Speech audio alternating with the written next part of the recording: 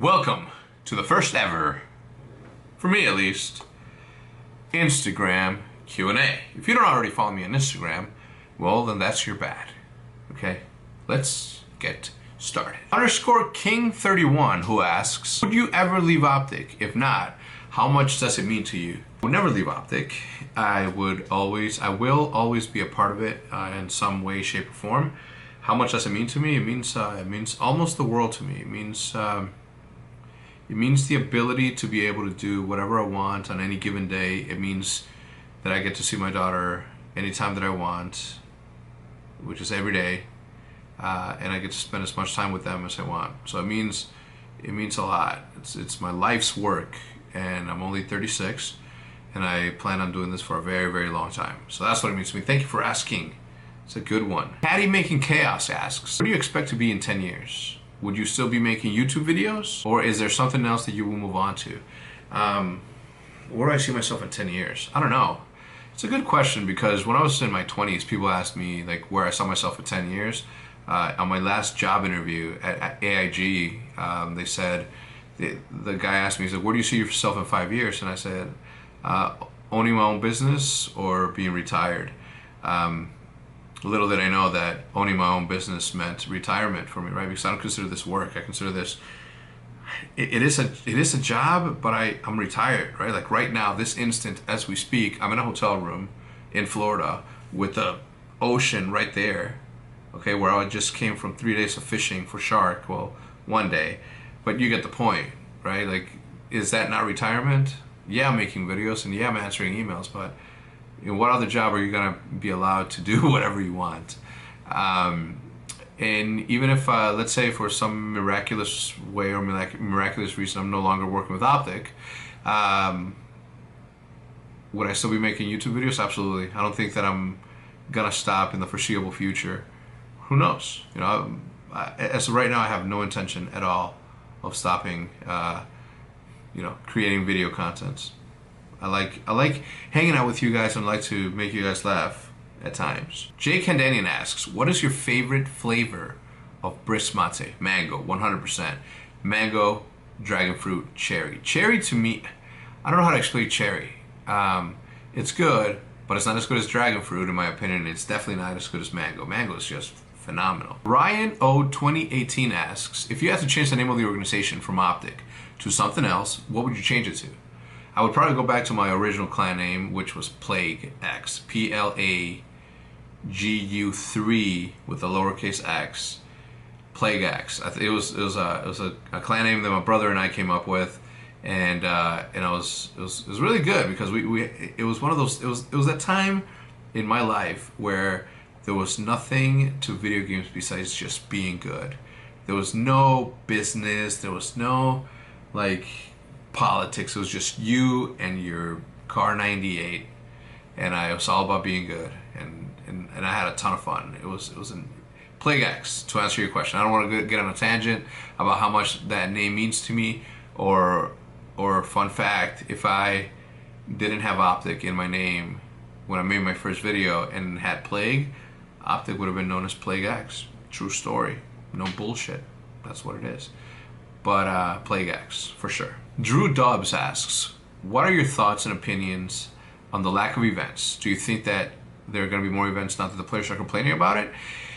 I don't know how to say this, right? But I feel as though the players were told one thing and another thing is happening.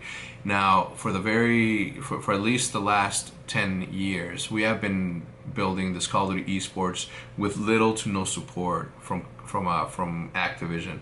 Now, I want to make sure that you guys understand that, you know, in the hierarchy of how Activision works, you know, Treyarch or the developers, nor the studios, nor the people that work at the studio have anything to do with the tournaments or what is put on as tournaments.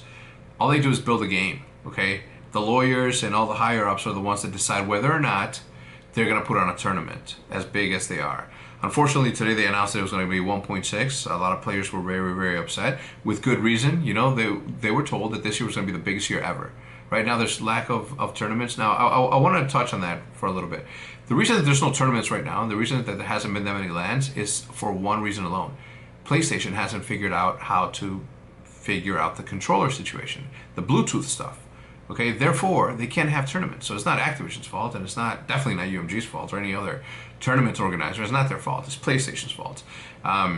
But yeah, I have many thoughts about that, and hopefully one day soon, maybe this week, I'll give you guys a full opinion of what I think the problem is with what's happening this instant. Ginger asks, have you ever been in a fist fight and what happened? I've been in several fist fights, and some I've won, some I've lost, but you know, back in my day, that's what would happen. You got into a fight and that was that. There was no I'm gonna come back for vengeance when you're not looking with a whole bunch of friends and beat you up. And vice versa. Every time I lost, I didn't think, all right, I'm gonna go get vengeance, I'm gonna go get my boys and come back. It was just straight up, mano a mano. I hate saying that because whatever, but yeah, it was just straight up fights. Yes, I've been in fights. And won some, lost some. All right, last question, and then I'm gonna move on. And before I go, I want to apologize, obviously, because today was supposed to be a vlog, but I didn't get a chance to record anything. You guys wouldn't want to see what I had. Okay, it was a whole bunch of me explaining to you guys why we couldn't go fishing because of the waves being the way they are. The weather was incredibly bad. Yesterday when we were or the day before yesterday when we were on a boat, the waves were like 8 to 10 feet, right? 8 to 10 feet waves, so you couldn't fish. Okay, the following day, which is today, was incredibly bad. It was even worse than it was yesterday when we were on the boat. It was bad. The waters were super dangerous because of the weather. So what we decided to do is that we were going to go fish for peacock bass in Miami. Obviously, because of the weather, it would have taken us 2 hours to get there and 2 hours to get back, but because of the weather, it was like a 50-50 chance of raining. We just decided to say, you know what, let's just stay around and do that. So we went pond hopping. If you don't know what pond hopping is, it's pretty much you go from little lake to little lake trying to get fish. And this way. So we ended up pond hopping for most of the day. Then I came back, did a couple of emails. You guys wouldn't have wanted to see what I pretty much did today as a vlog, so that's why I did the Q&A. So let's end it on a good note, and I hope that you guys understand, and I'll see you guys tomorrow at the same damn time. Okay? Mike Smith 77, what inspired you to create Vision on YouTube? So fun story is that I've wanted to do the reality show weekly recap since we moved into the house.